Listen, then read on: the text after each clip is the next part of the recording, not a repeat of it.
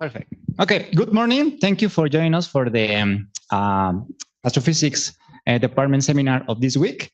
It's a pleasure to introduce Professor Manolis Plionis, professor at the Physics Department of the Aristóteles University of Tesalónica and former director and president of the board of the National Observatory of Athens from 2017 to 2025.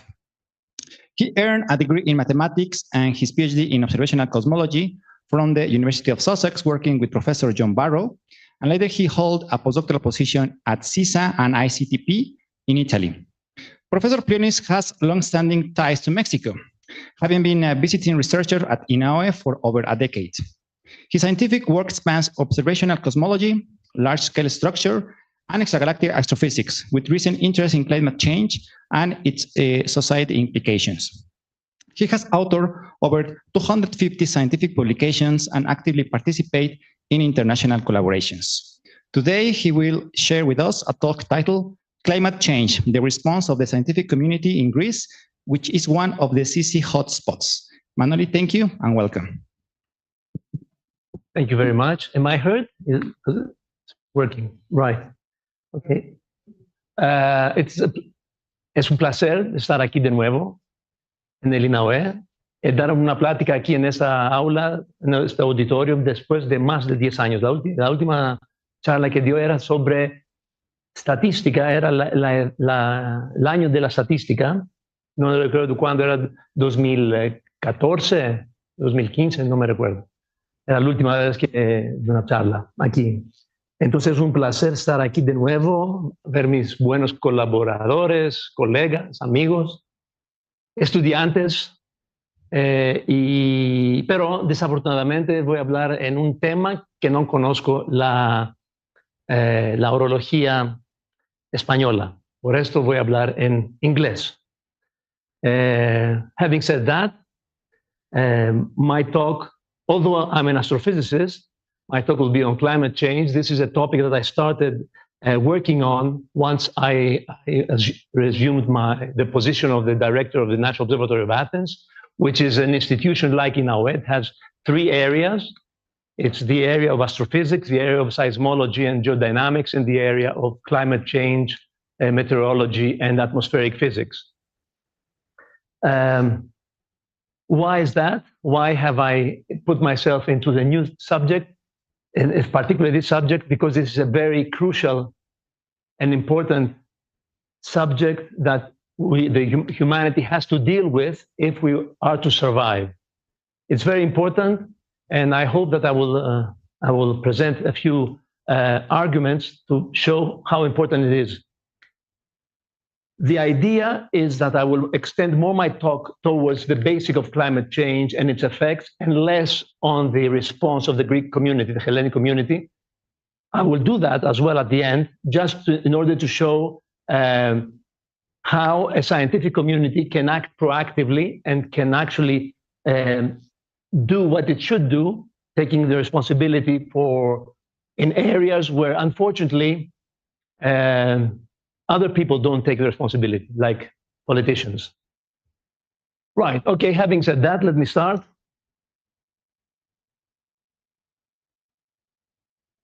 Okay, some basic facts about climate change.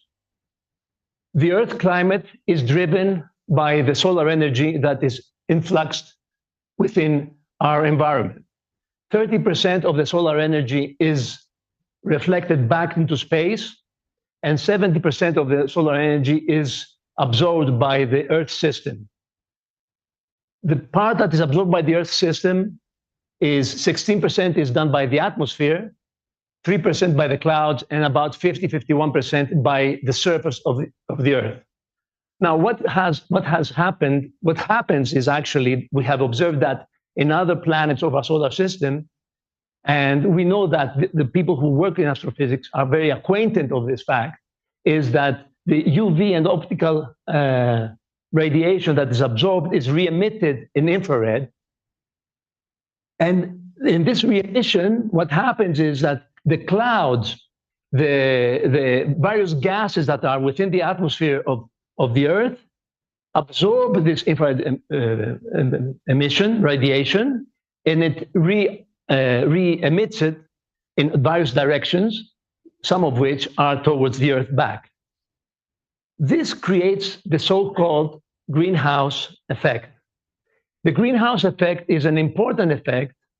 It is not anthropogenic originally. If it did not exist, we would not be around. So it is very important, and we are glad to nature that we had greenhouse gases in the atmosphere that helped the temperature of the planet to increase by 33 degrees. If there was no greenhouse gases, the temperature would be about minus 15 degrees Celsius, due to minus more, even a bit more, I think, due to the fact that we have these greenhouse gases, the natural, which have been naturally produced and fill the atmosphere. We have the natural greenhouse gas, which increases the temperature by 33 degrees, and we have an average temperature on Earth of 15 degrees, which has helped, of course, life develop. So we need the greenhouse effect. It is due to this that we are living today, and we have the biosphere. However, as I show you here, right, well, I mean, let me get the hand of it. However, as I said before, not only natural causes fill the atmosphere with greenhouse gases. Unfortunately, the activity of humans fill with excess greenhouse gases, the carbon dioxide, methane, and other, which enhances the natural greenhouse effect. And by enhancing it, what we have is what we call the global warming, a warming further beyond the one that we have by natural causes. Now, I mean, here you can see the students of astrophysics will see that the Earth radiates in the infrared radiation in this band with a peak at 10 micrometers, which is, of course, the window from which it can escape. But not all of it is in that window. About 80% of the total infrared radiation is in other wavelengths between 4 and 8, or a bit larger at 15. And therefore, that is the wavelengths in which the greenhouse gases absorbs the infrared radiation and does, what it shows here, re-emits it in all directions, some of which, of course, is towards Earth.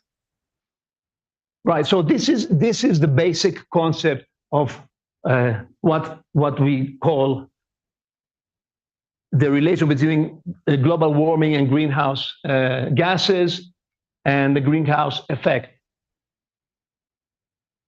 Now, just put a bit in historical perspective, the first that actually acknowledged or speculated that this may be happening was Joseph Fourier, you know, a mathematician, who actually calculated the temperature that the Earth needed to have, taking into account its distance from the sun, and he found that it should have been much lower than it is. And he speculated that there's some kind of thermal insulator. So that was the first notion back in 2 centuries ago. Then it was John Tyndall, an Irish physicist, that discovered that the CO2 and water vapor can trap the heat from Earth. Heat means infrared radiation, in identifying that there are very crucial components of the atmosphere for the heating of Earth. And then it was Arrhenius, a Swedish physicist, then became a chemist, which he actually predicted that the burning of fossil fuels due to the Industrial Revolution would lead to enhancing the CO2 in the atmosphere, and therefore it could increase the temperature of Earth. He estimated about 2 degrees, but of course, taking into account the rate of contamination or emission at that time.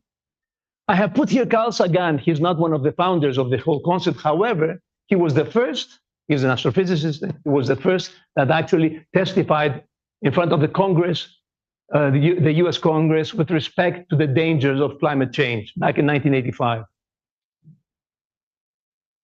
And he used the Venus example in his, it's interesting to see his testimony, it's quite nice.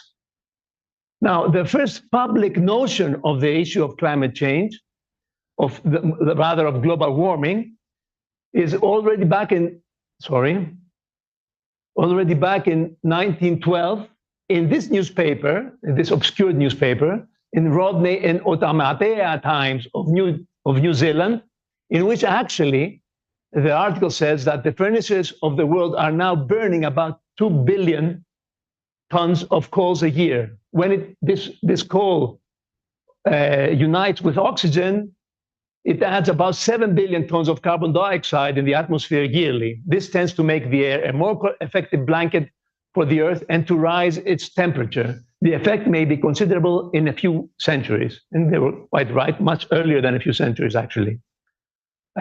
So the notion is there. It has been even in the public discourse. It took a long time for even the scientific community, but mostly the political community, to take that into account and to start acting upon that. Now, which are the greenhouse gases that we are talking about? So we have the carbon dioxide, which today's concentration is 420 ppm. ppm is particles per million. That is 1 molecule of CO2 per million molecules of air. And of course, it's produced by fossil fuel and deforestation and other processes. Then we have methane. Livestock farming is a major contributor to the methane in the atmosphere. Of course, fossil fuel, especially natural gas as well. We have the nitrous oxide, which is the third most potent greenhouse gas, again, from fertilizers, livestock waste, and so on. We have the fluorinated gases, PFCs, and so on. We have also water vapor that actually act upon the same direction.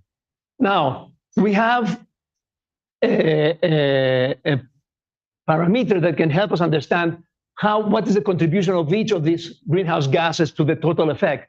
So if we assume that the effect is 1 from the CO2, which is the most abundant greenhouse gas, then the methane is 28 to 36 times more potent than the carbon dioxide, the nitrous oxide about 300 times, and so on. However, their concentration in the atmosphere is very different. So in order to see the net effect, you have to multiply this by this and to see how many, let's say, CO2 equivalent effect will you have from the methane. And if you do this, that here is about 60. So it's like the methane that we have in the atmosphere today is like having 60 molecules, or 60 ppms of CO2. This is about 90 ppm per CO2, and so on. And this gives us an idea of how much is the effect of each one, and therefore it helps us organize and make policies of reduction of the emission according to the effect that each one has. Now, not everything thermalizes the atmosphere. You have the coolants as well. And the coolants are the so-called aerosols. In aerosols, we have natural aerosols and we have anthropogenic aerosols. The natural aerosols is the sea salt from the ocean spray, volcanic ash, desert dust, even biological material. And you have the anthropogenic aerosols, which is smoke from wildfires, even from cooking. Actually, in Greece, we have 1 day per year in which it's considered the day that we do barbacoa. And measurements that we have been doing with the National Observatory of Athens have shown that it is a tremendous contamination of the atmosphere. That's particular day and the days to come. That really we have to change these habits. Anyway, sulfide particles from fossil fuel burning, industrial emissions, and so on. So how do these act? They act to cool the atmosphere. In what sense? They scatter back. The direct effect is they scatter back the sunlight, but they have also indirect effects because they act as condensation nuclei to create droplets. But because they are very small, the droplets are small, it enhances the area covered of the clouds, and that creates enhances the albedo of the cloud, that is the reflectivity of the cloud. So you have these effects that also help, that rather they balance part of the thermalization that we have due to the greenhouse gases. Of course, we do not wish to solve the problem of the global warming by enhancing pollution, because pollution has other effects. That means that, by increasing the anthropogenic aerosols, we wouldn't be successful. It would be a small effect. But in any case, we know that it is very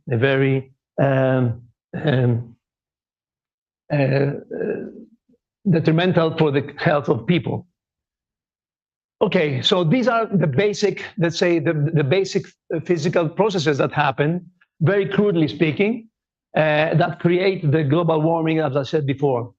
Now, there have been discussions that, okay, yeah, but come on, climate change, the Earth has been witnessing climate change throughout history, we have glacial periods and so on.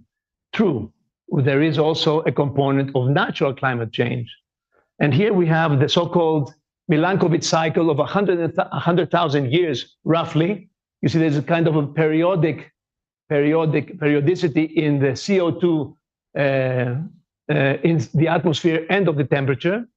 And how do we know that? We know that from ice cores from Antarctica, that analyzing them, the deeper you go, the further back you go to time, by analyzing the content in CO2 and the ratio of various isotopes, we can actually estimate the temperature. And therefore, we have a clear indication of the historical climate change variability. And in all cases, the maximum that we have witnessed, now we have gone back about 1,200,000 years with a new core that they have taken out from the Antarctica, but it's still under analysis. The first, however, results show exactly the same. But today we are here, we're at 420 ppms. So we are much higher than any previous historical maxima of the CO2 in the atmosphere. So yes, there is natural climate change. However, today's anthropogenic contribution is clear in all respects. Okay, what causes the Milankovitch? I like this because this is a bit of an astronomical. There's astronomical causes of the Milankovitch cycle. It is considered that there are the nonlinear contribution of three periodicities. One is the changes in eccentricity. You can see at the left side. You have the eccentricity changes of the orbit of the Earth around the Sun with a cycle of about 100,000 years. You have the changes in obliquity. You see this movement. And you have the axial precession that we know very well with a periodicity of 23,000 years. The three periodicities are 100,000, 41,000, 23,000. They act so that they create this, or at least this is the main cause. And there is quite a consensus on that. There are other. There is a discussion, of course, as always, but this is the consensus that we have reached. Okay, so let's see now the actual effects. What do we actually measure? Because these are sort of, okay, these are the physics of climate change, but what do we measure in actuality? So here you see the global average temperature from 1850 to 2023. And you can see the rapid increase, especially in the last 30 to 40 years. We always compare all these parameters. This is called temperature anomaly because we compare the increase of the temperature with a reference period, which is the pre-industrial period, in the revolution period. It has come to be the period between 1850 and 19. That's the mean. The mean is considered there, and there, whatever we have, whatever excess we have, we compare it with that period. And of course, we don't have only the atmosphere raising in temperature, we have the seas raising in temperature, as you see here. And this also has detrimental effects on the biosphere and the sea life and so on and so forth. Now, I suppose you know that the last 2 years have been extremely bad in respect to the temperature. We had the highest ever temperatures on average on Earth with respect to all measured previous years. Each month was not only the average, but in each month, you had higher temperature than the average of this period that we're discussing, not only from the average, but of all previous measurements. You can see here, the yellow one is 2023, the red one is 2024, and the line that finished here is 2025. Luckily, in 2025, globally, we seem to have a lower temperature with respect to the previous 2 years. However, that's not the same in the Mediterranean. Mediterranean, even May and June are probably the hottest or the second hottest month ever observed. Now, why was that? The problem is that all the climate modules, because we have very detailed climate modules that we use in order to predict the effects of climate change in the future, all the climate models indicated that the 2023 and 2024, we wouldn't have such a large temperature increase. In fact, we had 1.48 in 2023 and 1.6 in excess to the pre-industrial period. What we actually had predicted was 1.3 and 1.5 respectively. And we still don't know what was the cause for this excess temperature than the predicted one, taking into account, of course, the amount of greenhouse gases that we have, the emissions, and all the parameters that enter in this very nonlinear exercise. It's still to be found. But luckily, 2025 doesn't seem to be that of a hot year. So what does that mean in retrospect? We have here from 1970 to today, we have in a monthly basis the increase with respect to the reference period of the temperature. Of course, you see that it increases rapidly from 0.05, whatever is here in 1970, to about 1.5. You see here the last 2 years, which are in excess of the 1.5. Now we are going a bit bad, but even if this excess was not a permanent excess, which seems not to be a permanent excess of the 1.5 limit, and we'll tell you why the 1.5 limit is important. If we take and we do the linear extrapolation of the last 20 or the last 30 years, we see that we will surpass the 1.5 limit in just 4 years. What is the 1.5 limit? The Paris Agreement back in 2015 and the IPCC, the Intergovernmental Panel for Climate Change, have declared that the 1.5 limit should not be surpassed.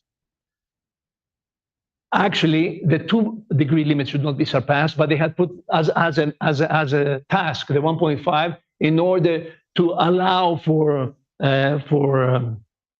policy problems that will not make it that will help not to pass the 2-degree limit.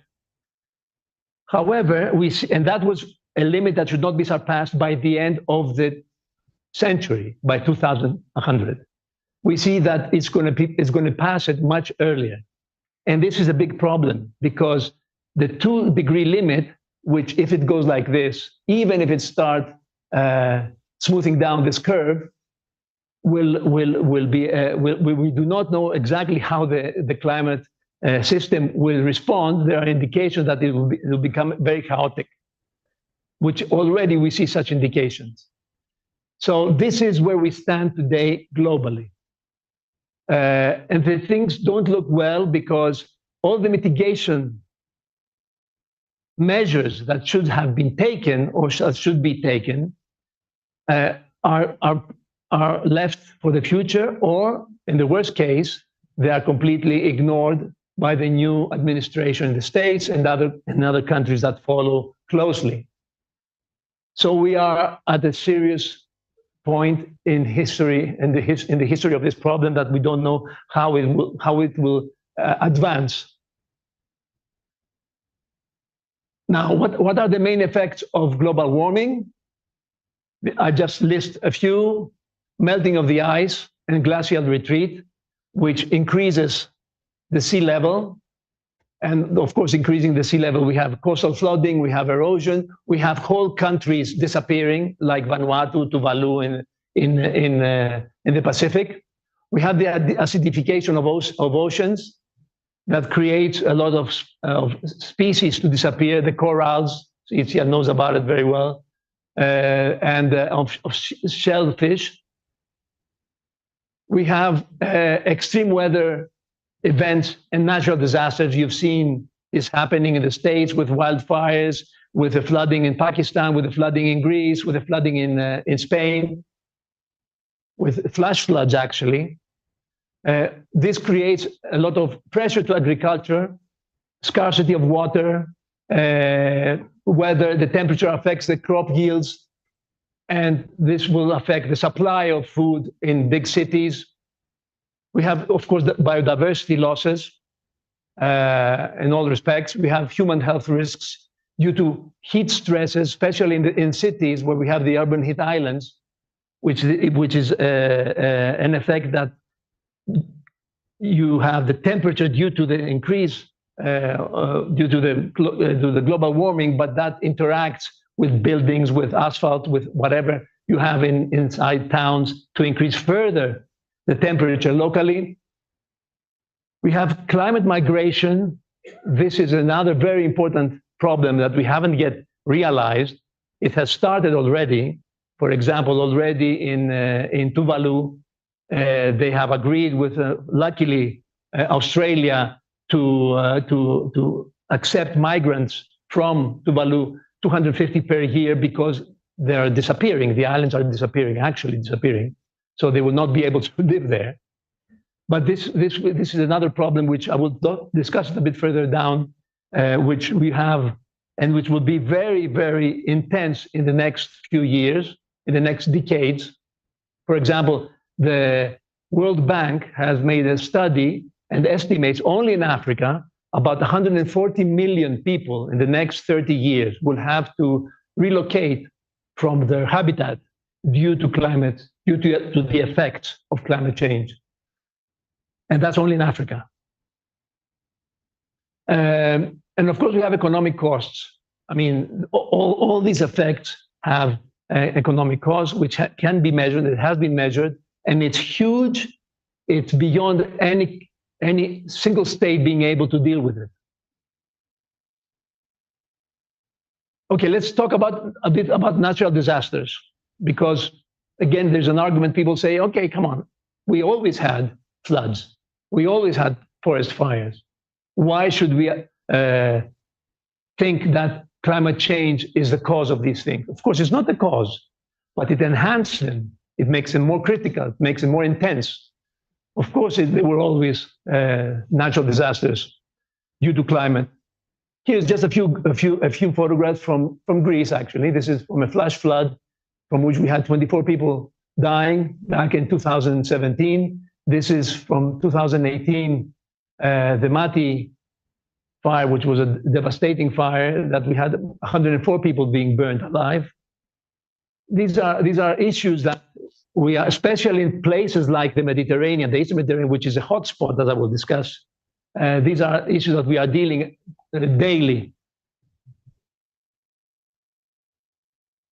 Okay, so let's try to quantify the way that you can actually convince politicians or even those who doubt issues of climate change. Okay, let's quantify the effects of climate change. Do we have indications that the natural disasters are increasing with time? And we can actually make a comparison with natural disasters that are irrelevant to climate. For example, earthquakes. Okay, so this plot shows you this histogram is the number per year from 1980, I think it starts, the number of natural disasters that had at least one victim. Just a way in order to be able to make a calibration of the data. So these are that had at least one victim. The ones which are related, to earthquakes, is the red ones here down there.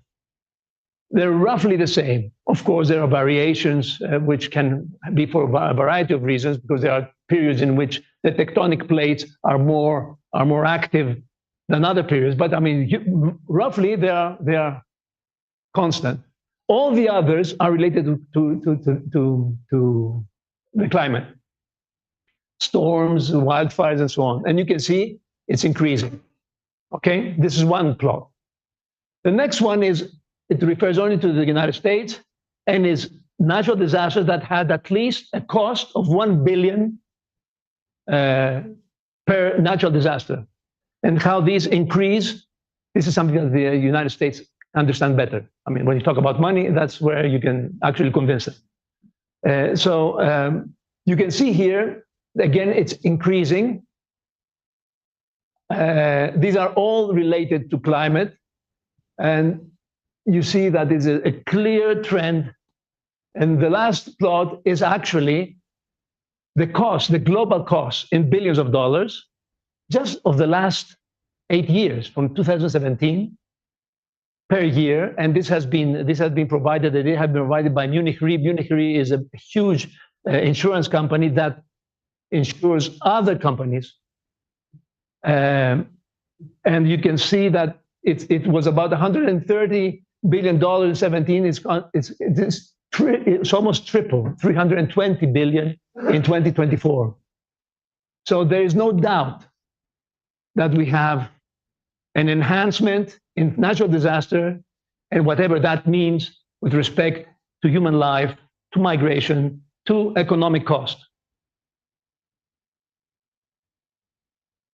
This is another interesting plot, which is from the Center for Research on the Epidemiology and Disasters of the United Nations Office on Disaster Risk Reduction. And it says that for the 20 years between 2000 and 2020, how many people were affected directly or indirectly by the different types of natural disasters. And the numbers are unexpectedly large. 1.65 billion by floods, 1.43 billion by drought, 727 million by storms, 118 million, 3% only by earthquakes, and 3% by the other volcanic activity, wildfires, and so on. This indicates, since in that period, which is until 2020, you had this amount of people being affected, you can imagine what will happen now that the climate change and the effects of climate are intensified at a yearly basis. And now I want to show you something which I think consider is also important. It hasn't been acknowledged yet by policymakers, as it should, is the internal displacements. These are monitored at the yearly base by the Internal Displacement Monitoring Center of the Norwegian Refugee Council. It's very well known, the Norwegian Refugee Council, for the work it does with refugees. And you can see the blue line is from 2012 until 2023. The blue line are people that have been displaced due to natural disasters, while the red line is people that have been displaced by conflict and war. People that have been displaced by natural disasters is far more than people that have been displaced by war. Of course, there is a qualitative difference. People that are displaced by war are more permanent displacements rather than people that are displaced by natural disaster, because a part of them go back to their habitats. So there is, this problem is quantifiable, and very little has been done to actually acknowledge its intensity and the future that will bring. the sixth report of the Intergovernmental Panel for Climate Change, the IPCC, estimated that 3.3 billion people live in countries with high climate effects risk, which means that a part of them will be affected in the following years. And of course, I already discussed about the Pacific Islands, which are disappearing. And there is an interest that we have, an interesting, let's say, work that we've done. I consider this because we've done it in a policymaking journal, in which we actually try to explain that, and we quantify that there is no legal international binding system to support or to help people that migrate due to climate migration, climate immigrants, or climate refugees, whatever you want to call them. There's no legal system to protect them, international. While, of course, there is for refugees due to war, there is a well-established legal system. The other thing, and the reason that we have found for not doing that is that they cannot easily, that's what the policymakers say, we cannot easily quantify which people are moving due to climate change, climate migrants, or not, people who want to move for finding a better future, although they have a livelihood in their countries. So this is, according to me, this is an excuse, but nevertheless, you have to deal with it. And the way to deal with it is to use quantification methods based on science. Science-based, what we call science-based policy making, which is what it should be if we want to advance in this and in other, of course, aspects of everyday life. Okay, this was, let's say, the overall at the global level. Now let's go and see a little bit what happens in the Mediterranean region. As I said before, you see here is a map. I don't know if you can see it. It's not very clear. This is the United States, North America, South America, Europe, Siberia, Australia, and Africa, and so on. These red dots are regional climate change indexes. They indicate where you will have a larger effect of climate change, which regions are more susceptible to the effects of climate change. Yes, Mexico as well, but Mexico is between 14 and 16 in this scale. The East Mediterranean is the highest one here, together with Northeast Europe. This is measurable.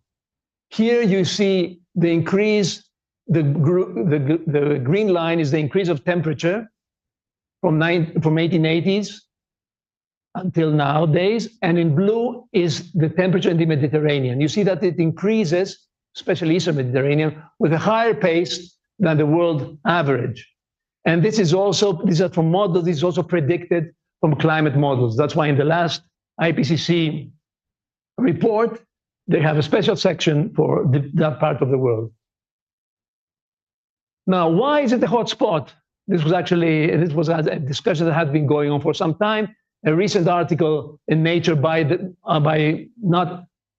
group that we are collaborating with indicated that there is an imbalance between the thermalization and the cooling effects that we have that I discussed in the beginning. And they found out that there is a declining quantity of aerosols in our region. Therefore, the cooling effect of the aerosols is less.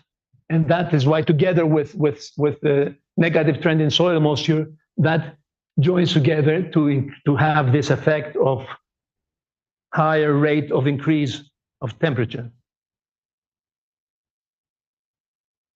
Now, let's see in Greece various climate observations. First of all, the National Observatory of Athens has the oldest in the whole region a meteorological station that works constantly from 1860 until today.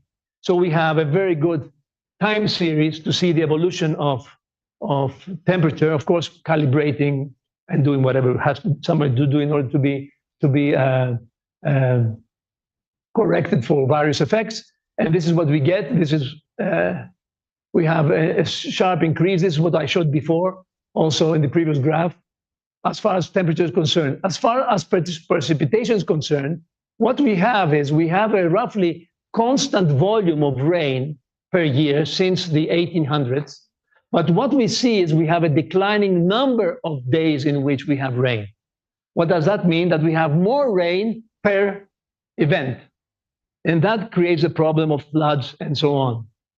And now, and the last one is the frequency of hot days. You see, the days with more than 37 degrees increases steeply, as well as the days with above 40 degrees increases from 1864 until 2020, I think, if I remember well, 2024, 2020.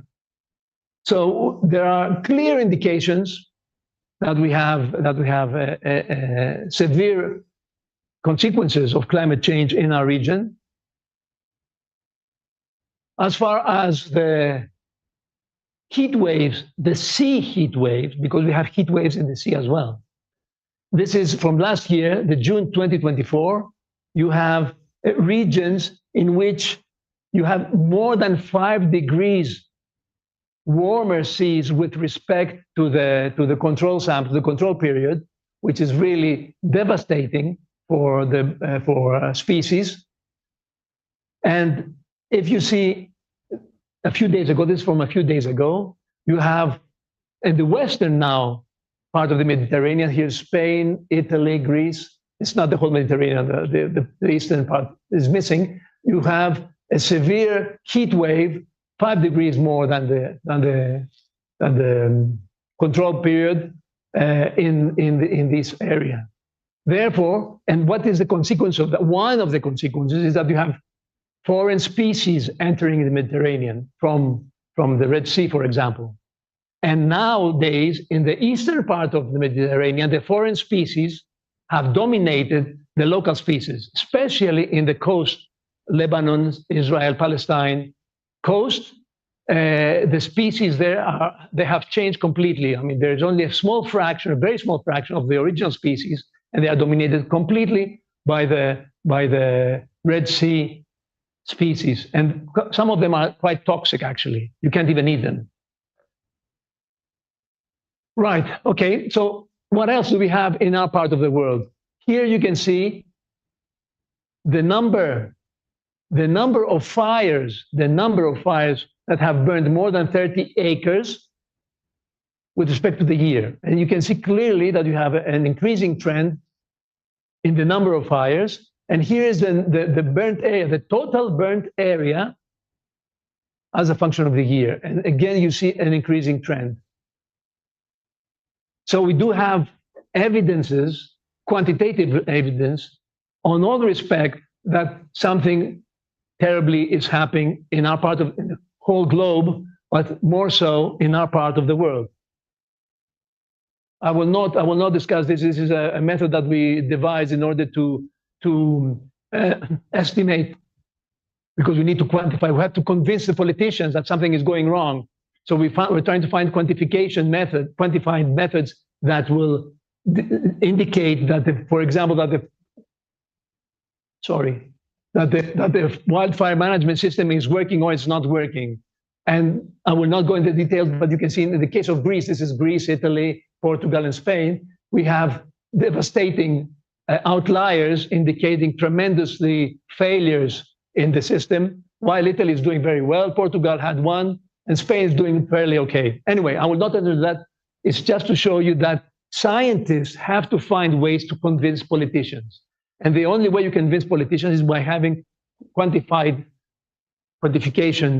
of the events and methods that are clearly well understood that can actually convince them. It doesn't work at the end, even so, but we are doing our best. Now, what about the displacements in Greece? Greece is rating the worst in the whole Europe with respect to internal displacements. We have the largest number of internal displacements due to natural disasters. Just as an indication, I show you here 2023, we had 90,000 people that was displaced from their habitats due to wildfires and floods. In Italy, there were 40,000, less than half. Spain, even less. Slovenia, and so on. we are rating very badly, and the politicians don't like to hear that, of course. And look, the other thing is also to see what I said before, that the effects of climate change are really accelerating fast in the last years. From 2008 until 2020, we had extremely few, not more than 1,000, 2,000 people displaced due to natural disasters. 2021, 22 went up and continue every year. Right, okay. Now I'm arriving in the answer of the Greek scientific community. What we have tried to do back in 2017, when I took office as the director of the National Observatory of Athens, I went to the minister there sub-minister of research, which happened to be a teacher of mine back in my undergraduate years, and I tried to convince him that you have to finance an action in order to create a platform of interaction and networking for everybody who works in climate change, not only from the physical point of view, not meteorologists only, or climatologists, or computer scientists, or mathematicians, or modelers, because all of them have to work together, but also from social sciences as well. And I was successful. So we were financed. And today we started as 11 institutions at that time. Now we are 27. We encompass the whole academia. All the academic institutions in Greece and in Cyprus are working in this network, which has been, by the way, nominated by the European Public Law Organization, especially by the Institute for Sustainable Development, for the International Earth Prize. We didn't get it, but we were nominated. Being nominated in itself is quite prestigious. And what is the main scope of this activity, of this network? The one was, of course, to gather everybody together, all the people who are working, leave the prima donna attitude away, try to do collaborative work, because times are difficult and we don't have time to lose by saying I am the best or you are the best and so on. Very difficult in the scientific community, as you well know. And create, for example, the first thing is a pillar of research excellence on issues of climate change. The second one was to develop innovative services, tools, early warning systems, in order to provide them to the competent authorities, civil protection authorities, but also to the local authorities, municipalities, and so on, which are much more eager in collaborating with science rather than the central government. Then another very important task is to collect all the scattered data. One of the problems that the climate scientists have is that they don't have enough data in order to be able to make clear predictions and understand the effects of climate change locally and globally. So we need data. And what we can first do is collect the data that exists, because all the different institutions produce data. They have various measuring devices all over the place. They collect them for themselves. They don't share them. So a big task was to collect. So we have started collecting all these existing data and trying to provide them through a platform which will be accessible to the public, to whoever wants to, and calibrate that data. And of course, not only that, but also produce new data. So we are having campaigns with the oceanographic vessel of one of our institutes. We are installing new observatories in various places in Greece in order to be able to have a lot of data. So we are working on all these different avenues to provide data to the competent authorities, to the scientific community, and to the public. Then we aimed, that's a name, we haven't managed that. The aim is to act as a high-level advisory body for the state and policymakers and civil society. Civil society is more, we are collaborating with various organizations, but not with the state itself. And the reason is that the state prefers to have one or two experts for which we know they are easily manipulable, and they can easily guide them in justifying policies that may not be the best. I'm not saying that they do it on purpose. Maybe they do, but definitely they have not realized that it's such a multi-parametric problem, the problem of climate change and its effect, that it needs the competence of many different scientists, many different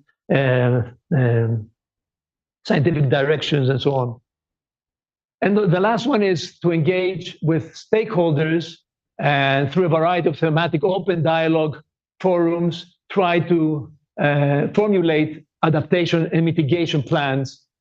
And we are doing that, and that's going quite well. Now, results that have come out from ClimPact, from this. So we have joining forces and joining different methodologies and different simulations and different climate models. We have quite a good, I think, understanding of what to expect. Here you see just the expectations for the period 2071-2010 relative to the 1961-1990 period for an average scenario, climate change scenario. And you can see that we have regions of Greece that we expect to have even about 3.5 degrees higher than what we have today, rather than what we have in this reference period. While the precipitation is much lower, blue means lower, less days of precipitation in the southern parts of Greece, which means that we are heading towards desertification in these areas. Similarly, for the number of days above 35 degrees, I don't want to spend too much time. Similar for the days that we will have risk for fires. It's terrible, actually. And this is for an average scenario. The sea level rise as well. So we have predictions for all these, but not only for these general things. We go and we focus on specific issues like tourism, how the tourism will be affected, how the agriculture will be affected, how will the potential, the hydropower potential will be affected. Because supposedly we want to stop using fossil fuels, we need to use other means of producing energy. One of which is hydropower, of course. It's a clean, green way of producing energy. And what we find is that we have, for whatever scenario, climate scenario, from the weakest one to the highest, the most detrimental one, we have a reduction between 15 and 5% of the hydropower potential. This is something that policymakers should take into account when they plan the energy production for the future. Similarly, we have for the windmill, I'm not showing the graph, but for the windmill potential, we have indications that will increase actually, which is a positive thing. As far as the tools that I said that we are trying to develop and provide to the competent civil protection authorities, we have developed flood early warning systems. We have developed a rapid response forest fire spread prediction system. That means what? That means that as soon as a fire starts, the forest fires, and the fire department give us the coordinates and the specific time, we can actually run a simulation taking into account the topography, which already are ingested in the system, the topography, the vegetation, the type of vegetation, the meteorological conditions, the winds, and so on, and provide a prediction of how the front will move. Within 15 minutes, we can predict the front, how it will move the next 1 hour, and in 1 hour, how it will move in the next 24 hours. Of course, that is without this is the worst case scenario that we give them. It's without the human, the fire brigade intervention. And here, as you see, here is the red is our prediction. The white line is the actual fire.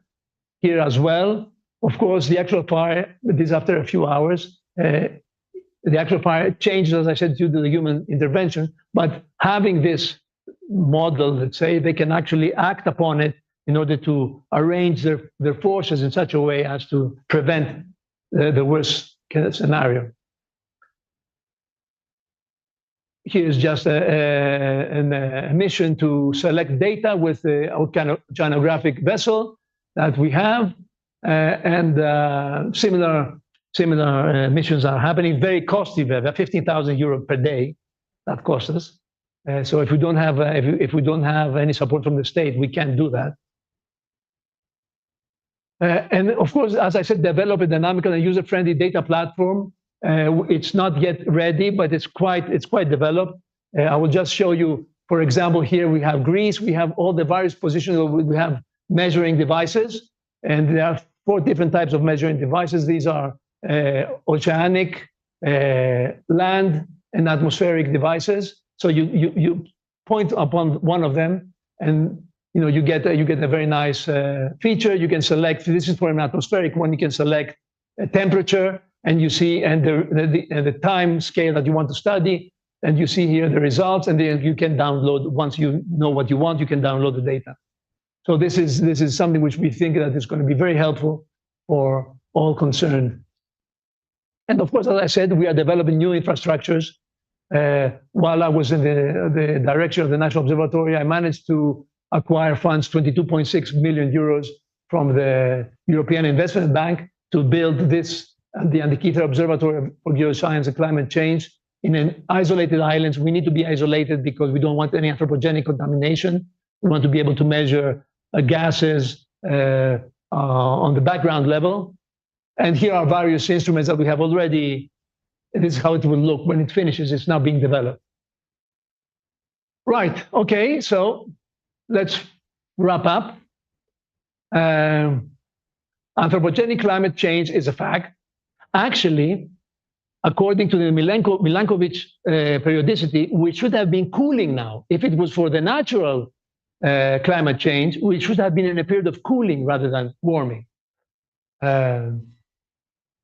As I explained, as I showed, it has tremendous consequences in all aspects of human life, environment, economy, biodiversity, and so on. Natural disasters due to climate change are systematically increasing with time. Human suffering, as quantified by infrastructure destruction, population displacement, migrations, etc., are increasing in time, and the rate is accelerating. The financial costs are tremendous. And now the most important message I want to convey is that science has a huge responsibility. We cannot go on, according to my view, as we did before. We have to organize, we have to put ourselves in front, because we understand the problem more than anybody else. So we have to act proactively, and we have to convince politicians and population as well to act in this direction. And such an action was what I showed before, the Klimpact initiative in Greece.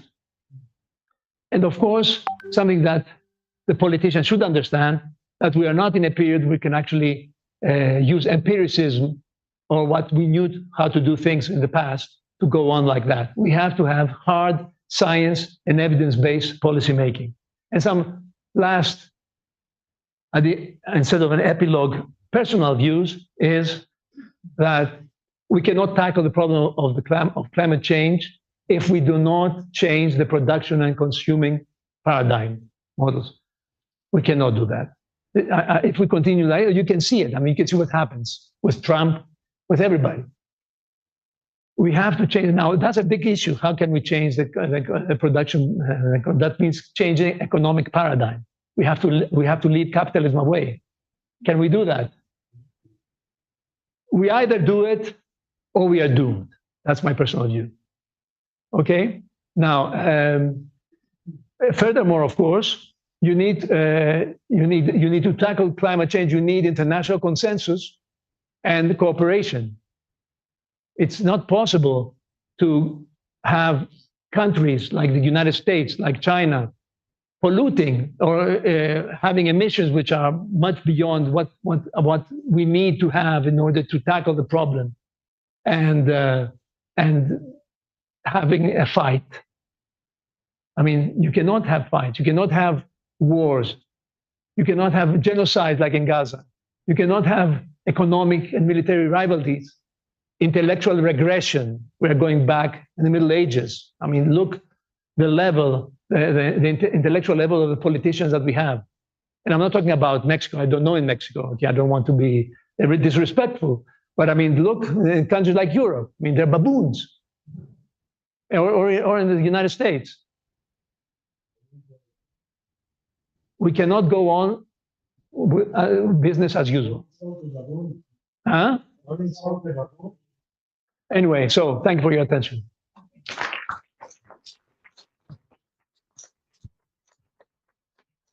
Thank you, Manolis. Really, really nice work, and it's great what science can do when you have funding. Questions? Students, can you help? When you have money and power. ¿Ah? When you have money and power.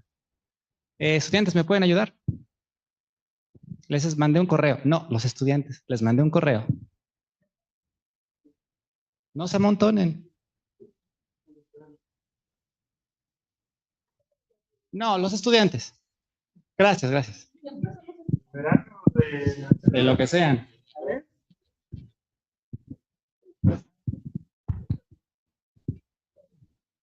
Uno.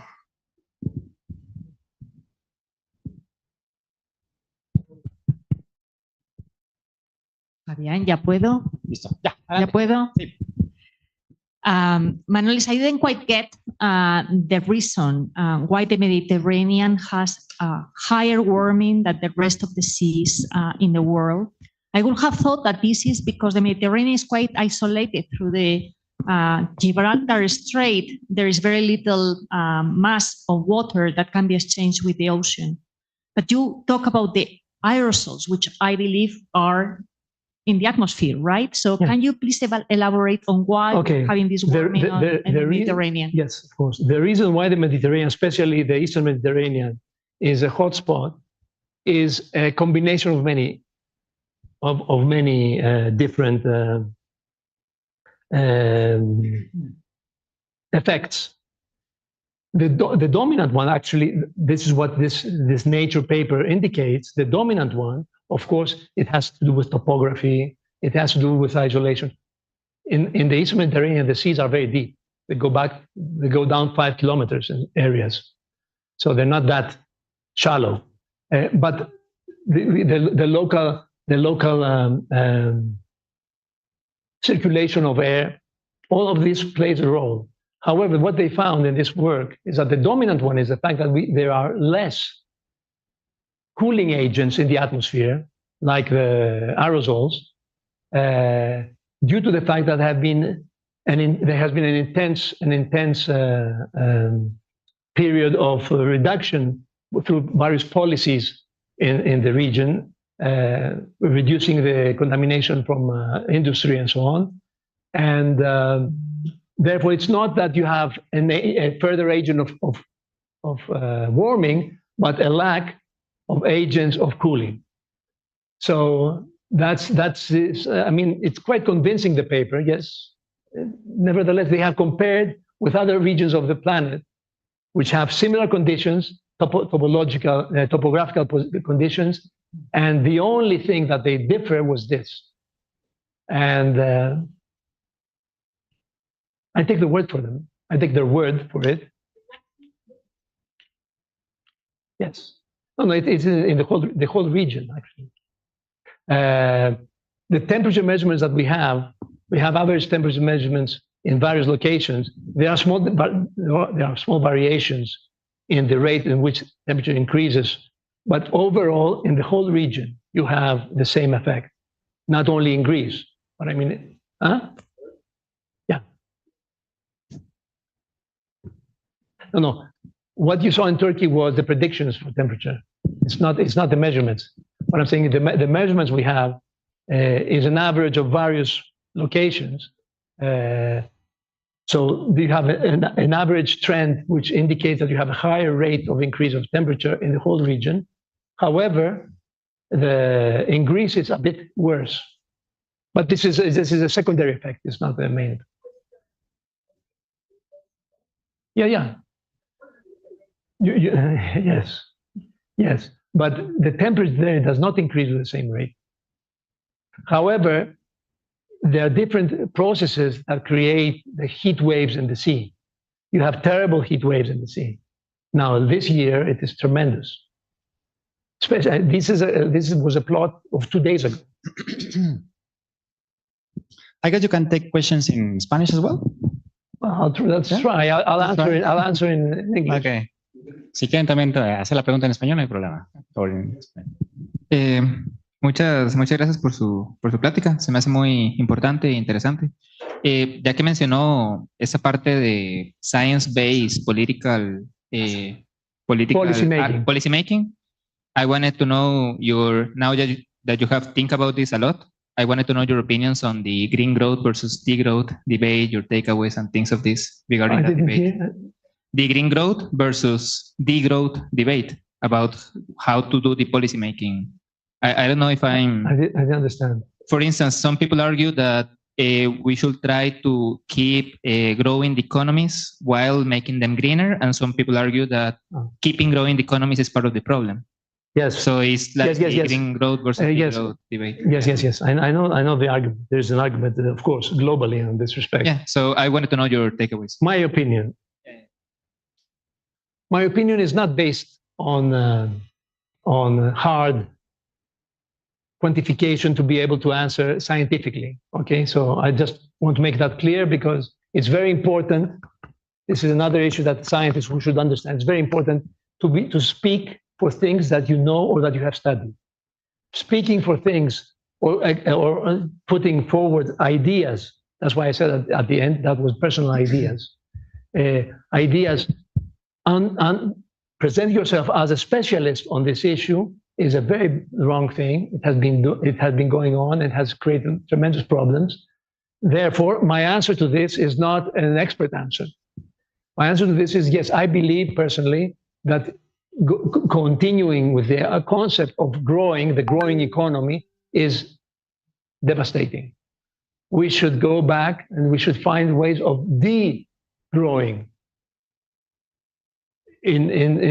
Also in the way we measure the growing of the economy is important, but also in the way we think that issues that rather the direction that we think the economy should grow with respect to others that they should not grow. So my personal view is that we should halt and rethink in which way we have to go further, not continuing the concept of growing economy. It's growing. The economy is growing by 2%. That's good. The economy is not growing. It's growing by -1%. That's bad. That's not the case according to my personal view, which is not an expert view. Well, in Mexico, we are doing very well in degrowing, so don't worry. We have another question. Okay. Hello.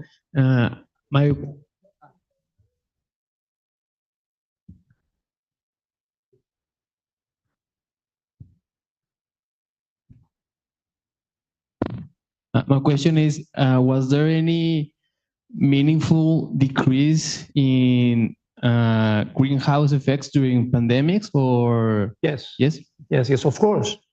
There was a decrease. There was a decrease in many things. It's interesting. Even the seismic background decreased because the background was not made by earthquakes. It's made by the vibrations of the economic activity. So we found out that even the background that we had before went down. Well, we didn't know that was, it's not the natural background is there. So in many respects, we had some reduction of the localized gas production, especially from, of course, black carbon, things that have to do with movements, cars, and so on. But that quickly came back. So I mean, it was an interesting exercise to see by how much you can reduce that, and it's not bad actually. If we could get rid of automobiles, it would be a good contribution to reducing the emissions. It wouldn't solve the problem by any means, but it would be let's go. I mean, go back to bicycles. the Dutch, they know something.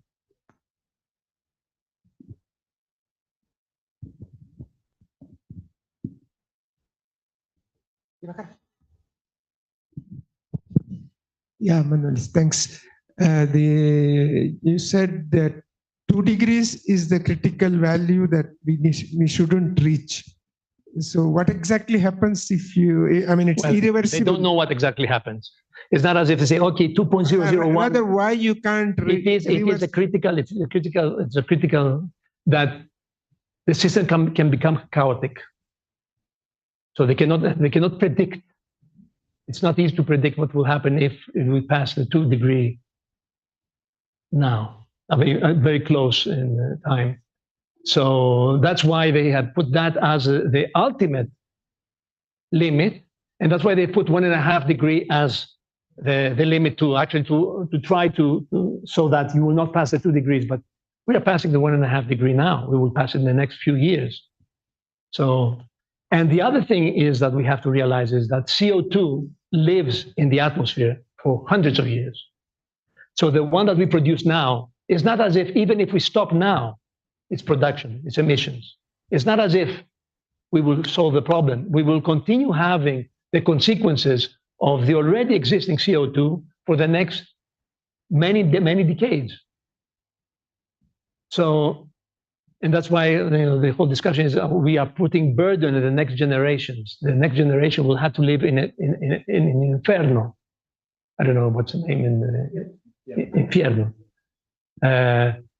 And this is the reason, while methane has a lifetime of about 10, 12 years in the atmosphere, so it can be, quickly that's why it's important to act upon the methane. And Joe Biden had declared that he would have reduced the CO4, the methane emissions by refurbishing all the how do you call that, transport the natural gas, the pipelines. Because a lot of due to age, they have a lot of leaks. Yeah, of course, forget it now with good old Trump. Yeah, Manolis, do you know if here in Mexico it is a scientist group working in climate change in a similar way? I'm sure it does. I'm sure. I don't know. Yeah, we're trying with the Mexican ambassador in Athens. We're trying to develop a contact with various institutions in Mexico to try to cook up a bilateral agreement for collaborating on these issues. We have. I mean, this is a discussion that started just a few weeks before I came. So I don't know, but definitely there's no doubt that there will be. Now, what is the possibility that they can actually act, they can influence policymakers is something else. I don't know, and I don't know exactly where they are, but I'm sure that they are, and then I will hunt them down when I go back to Greece. I'm sure. I mean, probably you should know. I don't know. We have another question here. Manolis, among the recommendations of your group, are you thinking about switching into other sources of energy? Like no, nuclear? we are already. I mean, is Greece switching to nuclear instead of burning coal? We have stopped in Greece. We have stopped extracting coal. We have stopped extracting. All the industry has closed. We have most energy production facilities that are working on. I don't know. It's not called coals. It's a different name, lignites in Greek. I don't remember, which is something similar. Have almost all of them have stopped working. A big part of the energy production in Greece is through renewables. However, the problem that we have in Greece, but we have is everywhere, is the batteries in order to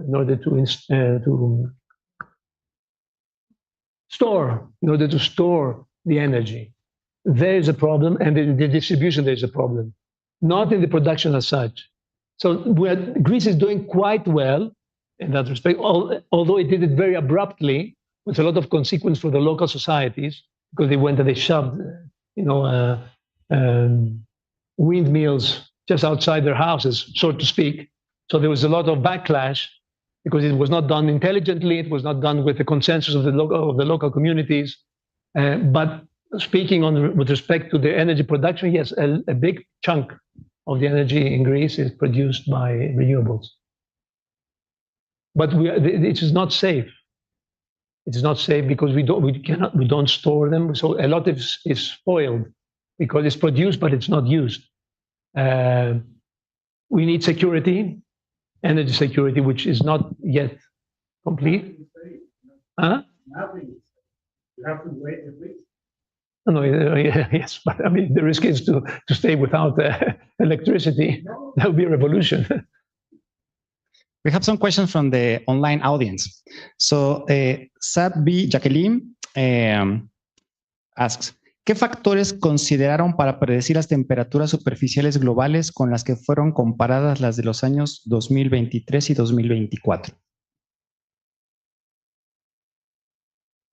Right. So the way that it's done, they are the so-called climate models. They are models in which they take they are very heavy, and they take into account all different parameters and effects and natural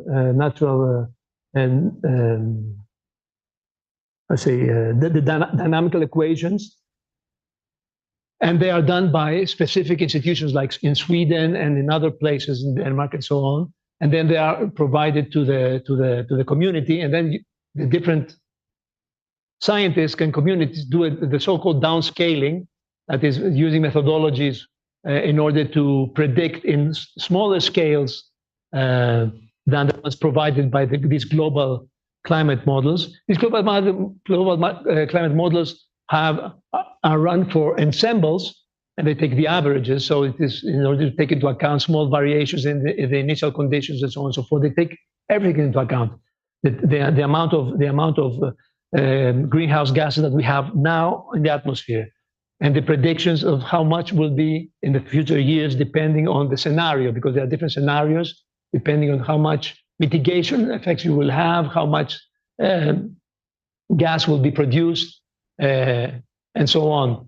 So, and these different models, they are calibrated with the past. So you have these forward-going models, then you move them also in the past, and then you compare the past with the actual data that you have, and they have to coincide. So you have a calibration method in order to be able to see that these models are effective and that they are reliable. So that's basically how it's done. And these predictions that I showed came from a variety of models, a variety of downscaling procedures, and large ensembles of individual models in order to be able to have a more concrete result. Okay, thank you. Roberto Terlevi says hi. Is the Black Sea warming faster than the Eastern Mediterranean? I don't know. The answer is I don't know, but it does warm when we see heat waves in the Eastern Mediterranean. We see heat waves also in the Black Sea.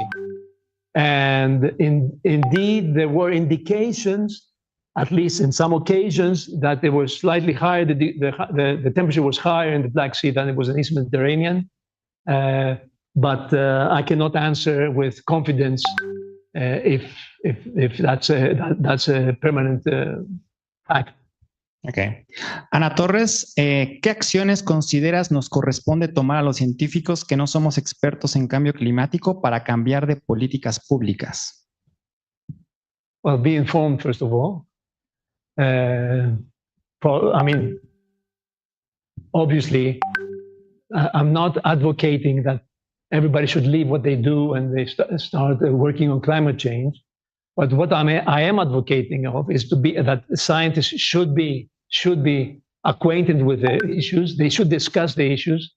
They should promote the the work that has been done by the specialists.